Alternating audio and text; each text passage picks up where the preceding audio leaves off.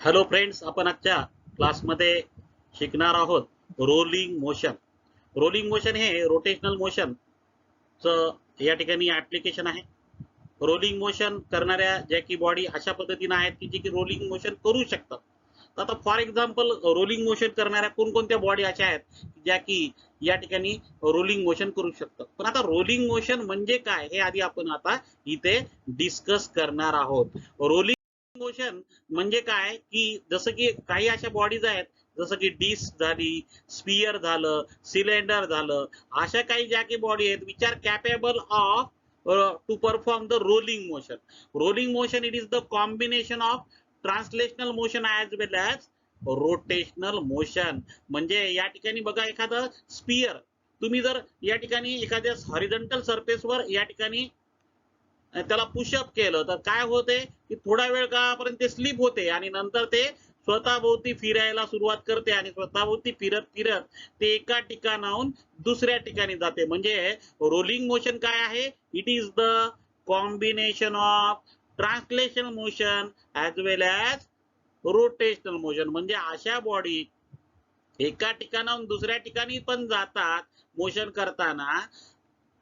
Rolling motion करताना एका ठिकाणाहून दुसऱ्या ठिकाणी जातात, तसेच ते स्वतःभोवती फिरत जातात. म्हणजे या प्रकारच्या मोशनला म्हणायचं रोलिंग मोशन. सो कळालं का याच्यामध्ये? रोलिंग मोशन म्हणजे काय की एखादी वस्तू, एखादी बॉडी ही एका ठिकाणाहून दुसऱ्या ठिकाणी जाते तेव्हा ती स्वतःभोवती सुद्धा रोटेशनल मोशन करत जाते, तसेच एका ठिकाणाहून दुसऱ्या ठिकाणी जाते म्हणजे ट्रान्सलेशनल मोशन करत जाते.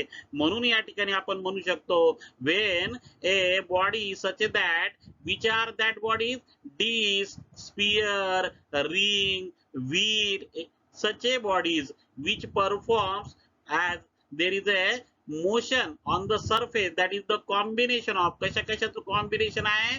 Translational motion, and that is of the center of mass. म्हणजे एखाद्या बॉडीचा सेंटर ऑफ मास हा ट्रान्सलेशनल मोशन करतो, तसेच that performs rotational motion about an axis passing through the centre of mass. अशा पद्धतीनं हे झालं रोलिंग मोशन. आता या रोलिंग मोशन मध्ये आपण या ठिकाणी काय काढणार आहोत? Expression that is for the kinetic energy in the rolling motion. हे आपल्याला याच्यामध्ये बघायचं आहे. रोलिंग मोशन समजलं का? ज्या काही बॉडी दाखवलेल्या आहेत इथे एक्झाम्पल मध्ये, फॉर एक्झाम्पल कोणकोणत्या आहेत? डिस्क आहे, या ठिकाणी स्पियर आहे, रिंग आहे. हे काय आहेत की रोलिंग मोशन करू शकतात. रोलिंग मोशन म्हणजे काय? ट्रान्सलेशनल मोशन करणं म्हणजे एका ठिकाणाहून दुसऱ्या ठिकाणी जाणं, किंवा तसेच रोटेशनल मोशन करत, असं कॉम्बिनेशन आहे. दोन मोशनचं कॉम्बिनेशन आहे, तर याला म्हणायचं रोलिंग मोशन. जसं की आता आपण बघतो रस्त्याच्या कडेने एखादी टाकी जात असते, तेलाची टाकी, अशी गोल गोल फिरवत नेतात ते लोक, कारण ते वजनदार हेवी असते. तर ती काय होते की एक एक टाकी जी की एक सिलेंड्रिकल शेप मध्ये आहे, ती एका ठिकाणाहून दुसऱ्या ठिकाणी जातात, तसेच ती टाकी काय होत असते? स्वतःभोवती फिरत सुद्धा जाते. सो व्हील म्हणजे कोणतेही जे की व्हील आहेत, जसं की आपण या ठिकाणी बघतो सायकलचं चाक, एखाद्या कारचं चाक, that perform such A motion, that is the rolling motion. म्हणजे ते स्वतःभोवती पण फिरतात आणि स्वतःभोवती फिरत फिरत ते एका ठिकाणाहून दुसऱ्या ठिकाणी जातात. So in this way this is to be called as the rolling motion. तर आता आपण पुढच्या स्लाइड मध्ये बघणार आहोत expression for the kinetic energy that is in the rolling motion. तर याचं एक्सप्रेशन आपण याच्यामध्ये या ठिकाणी पाहणार आहोत. आता kinetic energy in this to motion म्हणजे एखादी बॉडी रोलिंग मोशन करते तर दोन प्रकारचे मोशन करते. तर हे kinetic energy in the translational motion, जे की आपण याला नाव देणार आहोत ET. Kinetic energy in the rolling motion it is to be ET, and kinetic energy in the rotational motion it is to be called as ER. Translational motion मध्ये जे काही कायनेटिक एनर्जी आहे त्याला म्हणतात ईटी, आणि ER काय की rotational motion करत असताना जे काही कायनेटिक एनर्जी आहे, असं मिळून दोघांची ऍडिशन करून total energy of the body in the rolling motion हे आपण इथे काढणार आहोत. आता ईटीला काय म्हणायचं? Translational kinetic energy. ईटीला काय म्हणायचं? Translational kinetic energy. आणि ईआर ला काय म्हणायचं?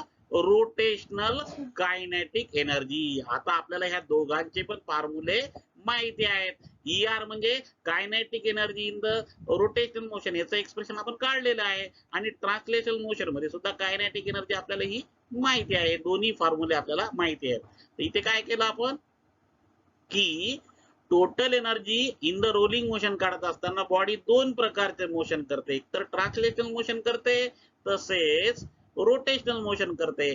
ट्रान्सलेशनल मोशन मध्ये जी कायनेटिक एनर्जी आहे त्याला म्हणायचं ET, आणि रोटेशनल मोशन मध्ये जी कायनेटिक एनर्जी आहे ER. असं दोघांचं कॉम्बिनेशन, दोघांची बेरीज करून total addition, that is the total energy in the rolling motion, हे आपण इथे लक्षात घेतलं. आता आपण इथे कन्सिडर करूया, देर is a body which is capable of to perform the rolling motion.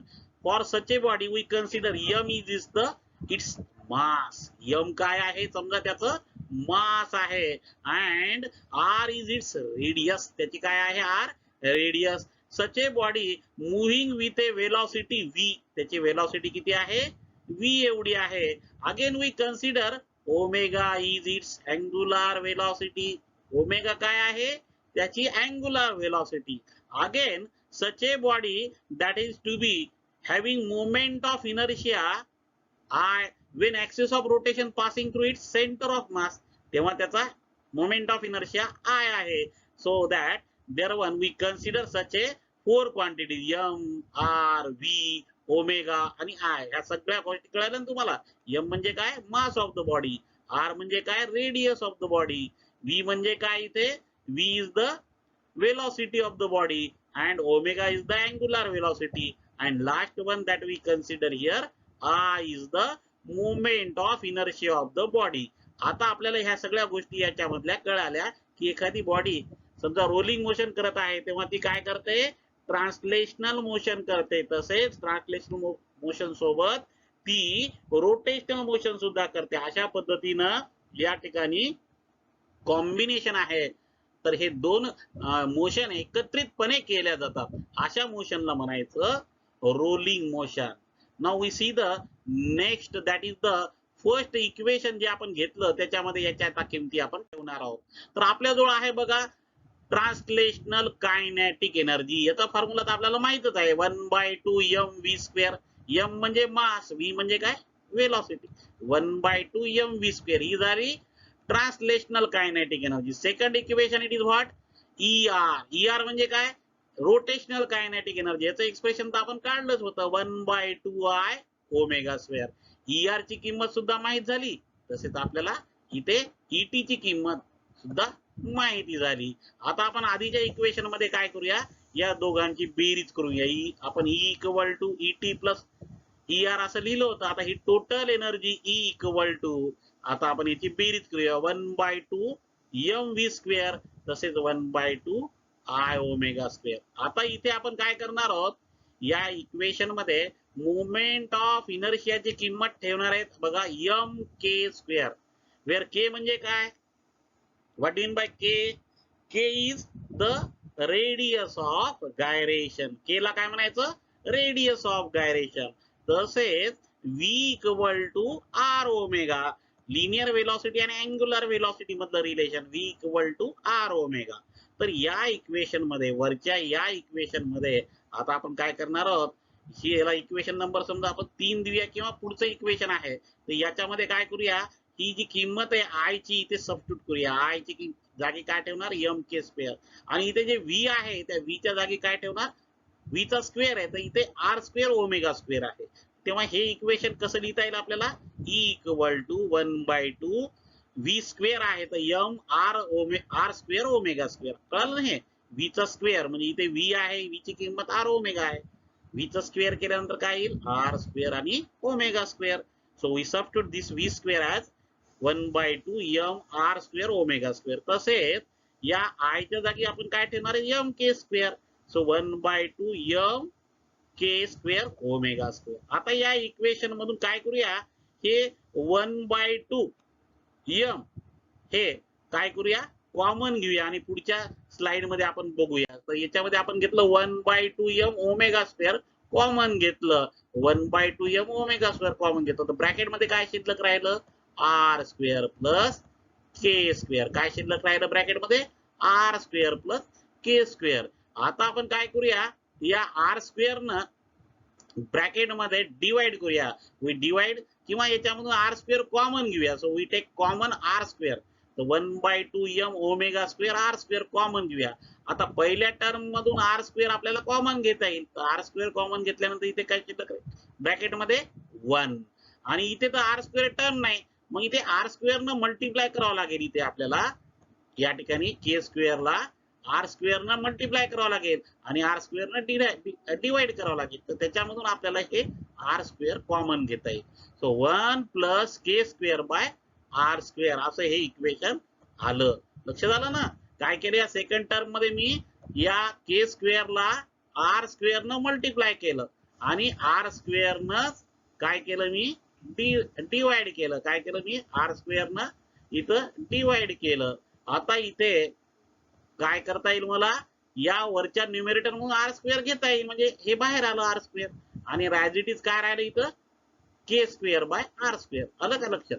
तर हे उरलेलं के स्क्वेअर बाय आर स्क्वेअर इथे आपण आता लक्षात घेतलं. तर आता आपल्याला याच्यामध्ये जे की 1/2 ओमेगा स्क्वेअर आर स्क्वेअर, पण आता इथे हे आर स्क्वेअर ओमेगा स्क्वेअरच्या बदल्यामध्ये आपण काय ठेवू शकतो माहिती आहे का? V square. आपण काय ठेवू शकतो? V square. आता हे इक्वेशन कसं तयार झालं बघा. या ओमेगा स्क्वेअर आर स्क्वेअर किंवा आर स्क्वेअर ओमेगा स्क्वेअरच्या जागी मी काय ठेवणार? V square. तर आता हे इक्वेशन असं झालं 1/2 m व्ही स्क्वेअर. इथे काय आलं outside the bracket 1/2 m V square आणि इनसाइड द ब्रॅकेट काय 1 plus k square by r square. So this is the expression that is for the kinetic energy of a body in rolling motion, where k is called as, k म्हणजे काय? कारलेसर. What? k is called as the radius of gyration आणि where what r म्हणजे काय? radius of the rolling body जी काय आहे. याच्यामध्ये m काय? m is its mass आणि v काय आहे? It's linear velocity. तर आपल्याला या सगळ्या गोष्टी दिल्या तर आपल्याला काय करता येते? Kinetic energy of a body in the rolling motion. तर आपण ज्या काही बॉडी आहेत ज्या की रोलिंग मोशन करू शकतात, तर त्या ठिकाणी या ठिकाणी त्याची कायनेटिक एनर्जी या फॉर्म्युल्याला आपण काढू शकतो. This is the formula for kinetic energy in the rolling motion. Now we see the next. So this is the expression that we see here, proved here, and this is to be observe that. आता हे rolling motion करताना एक गोष्ट लक्षात घ्या की याच्यामध्ये जेव्हा बॉडी आणि सरफेस जे काय आहे ह्याच्यामध्ये एक स्टॅटिक फ्रिक्शन होत असते. So there even this motion is affected by the static friction. So as static friction it is to be there and which opposes the rolling motion.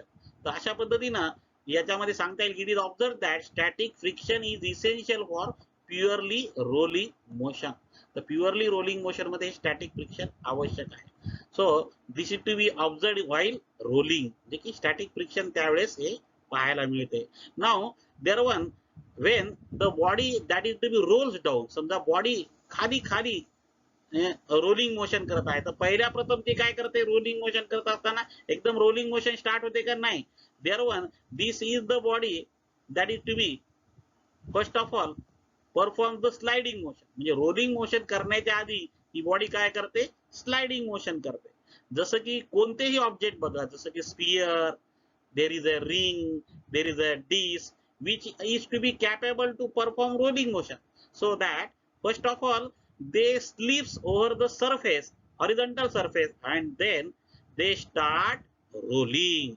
थोडा वेळापुरतं ते काय होतात? स्लिप होतात आणि नंतर ते रोलिंग मोशन करतात. आता तुम्ही बघा, छोटासा बॉल घ्या हातात आणि खाली जमिनीवर तुम्ही फेका, ते घसरत घसरत जाते, आधी स्लिप होते, and after that there one that ball starts the rolling motion.